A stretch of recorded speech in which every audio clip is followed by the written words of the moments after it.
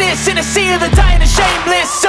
A sea of the aimless. I don't wanna be one of the nameless. I'ma wake up with the mindset that one day I'm gonna make it. And I don't think I'll be fine if I don't break my limitations. Don't try to stop me, I exist to write my own story.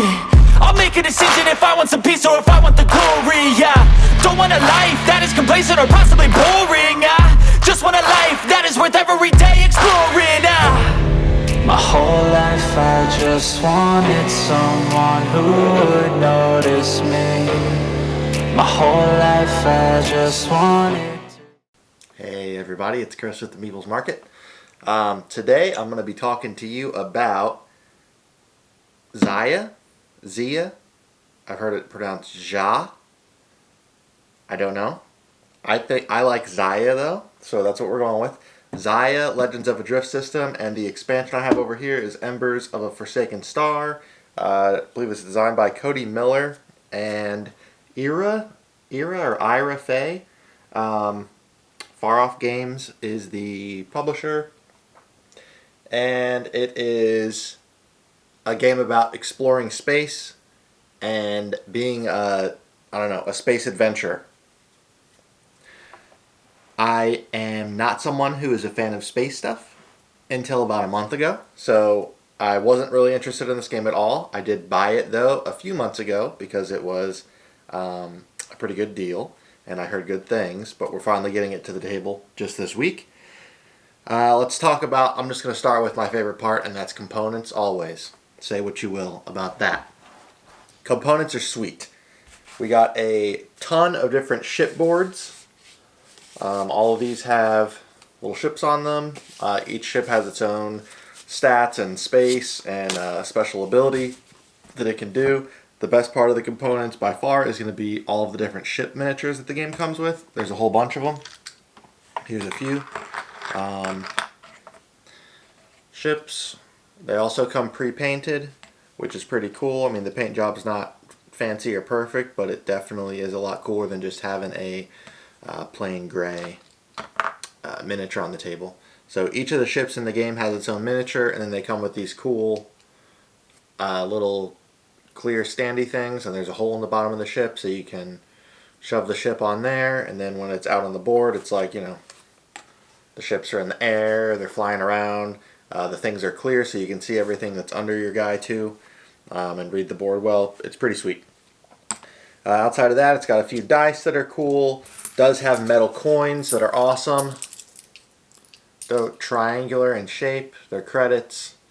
There's these 1000s, and then there's I think 5000. I don't really know because I don't get that much money, but these blue ones are 5000. Coins are nice. Components all around cool. There's also a bunch of these cubes. There's just like those little plastic ones. They're a little bit larger than I think the normal cubes would be, and then there's a couple of those plastic crystals. So components are sweet. Now let's talk about the game itself though. 10 out of 10.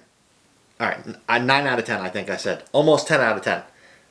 If this game had a co-op mode built into the game, I would say 10 out of 10. Because right now with just 2 players playing it, I don't know, the space just feels kind of empty, and I think if they had a co-op mode where there's a bunch of more like NPC and AI ships flying around, it would make the game a lot more lively for 2 players. But by no means is it bad at 2. We've only played it twice. I'd like to play it a third time, but Lynn's like, oh, you already played it twice back to back. It's a long game. So we might not be playing it again right now, but the next time we can, I want to pull this thing out. This is legitimately a sandbox game. So when you start the game, there will be this little space station that's in play, and then on either side of the tile the space station's on, you'll start with 2 random like space sector tiles on either side of that, and then each player will start in one. And then from there, you're off. You do what you want to do. So you can go around and like be like a merchant trader, go to different planets and like buy goods from one planet and then travel to another planet to sell them for money. You can just pick up missions that might have you like rescue people or escort somebody or target a specific ship. You can just go around and be like a space pirate if you want, targeting other ships and taking the stuff after you blow them up. There's this cool thing where if you do target another ship or break the law, then you kind of go rogue, and you'll get a special little I don't know what you call this. You get the special little token, and it slips right onto your spaceship thing, and it has little red and orange lines that go across. And now you're kind of an outlaw, so you won't be allowed to go to certain planets then. And then certain NPCs, there's like an enforcer that's kind of like the space cop. He patrols around the map and he hunts for people who are outlaws, so he'll be chasing after you. But at the same time, whenever you do things that would make you an outlaw, you also get to add a bounty onto your player board.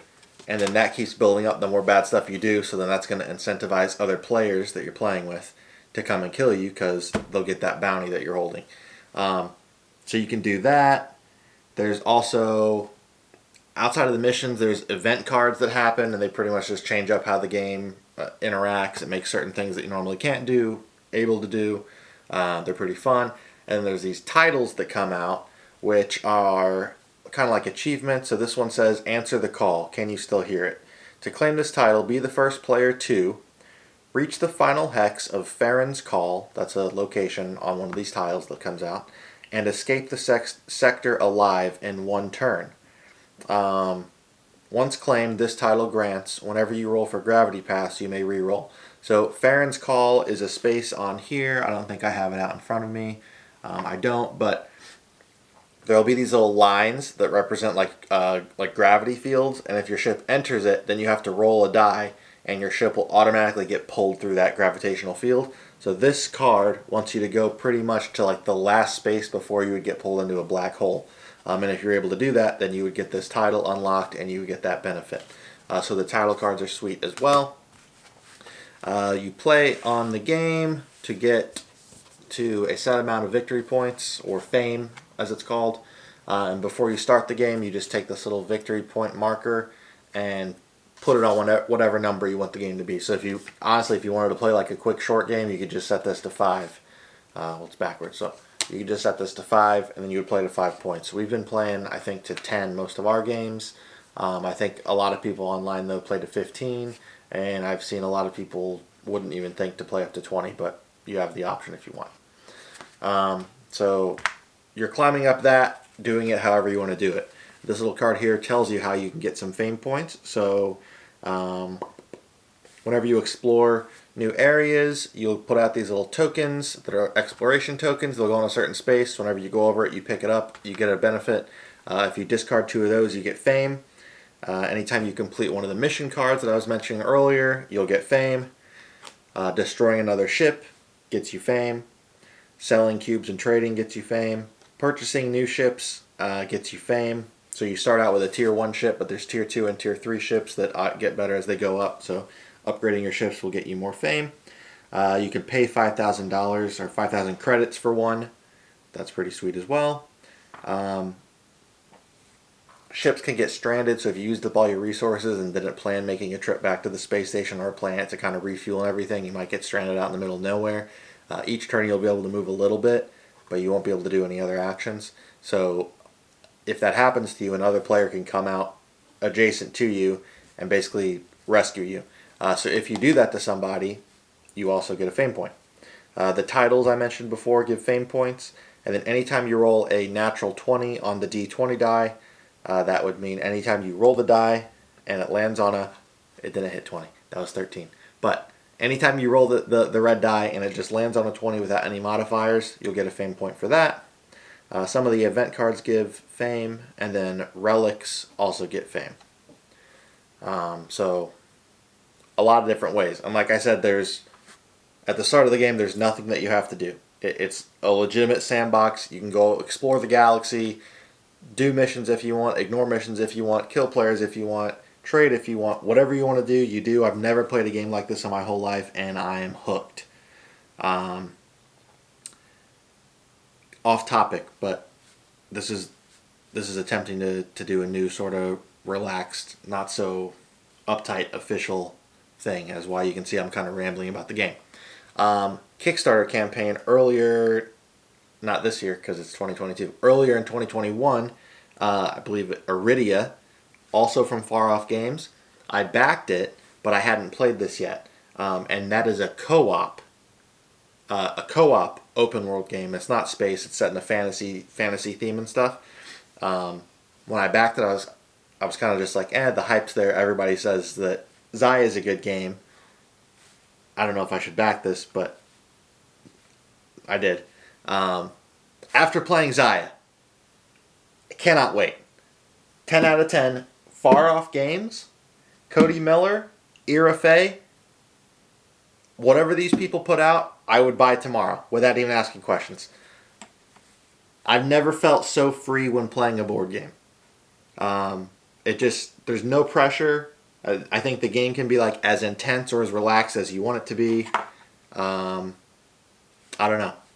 The sad thing is I don't think it's available at retail right now. I think it's between reprints. So even if you wanted to play it, I don't know if you can.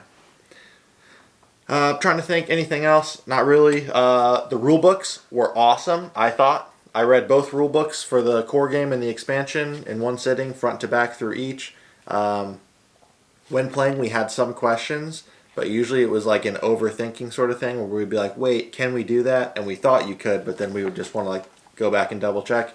And 9 out of 10 times we were right on what we were thinking you could do. The backs of the rule books, both of them have full explanation of the phases of the game, the action phase, the business phase, and the status phase. They have a list of all the icons you'll see, and then each different type of tile that you can go into has a different effect. So if you're going into asteroids or nebulas, debris fields, stars, planets, gates, ice asteroids, gravity paths, comet paths, all those different things have you roll dice and have different effects, but they're all listed right here. So the game plays super, super, super, super quick. That's that. I don't think I have anything else.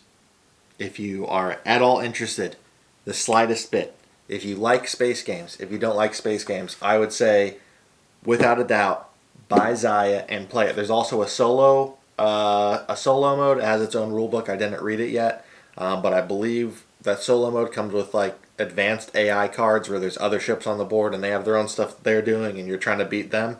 I've heard it's really good. So even if you just want to play by yourself, I would still say pick up XIA. I haven't tried it with more than 2 players, but I think 3 or 4 players would be even more fun than 2 players.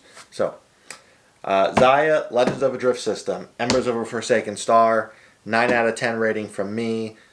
Lynn gave it like a 7 or something, but honestly, if I want to be frank, she was playing the game wrong the entire first game that we played. So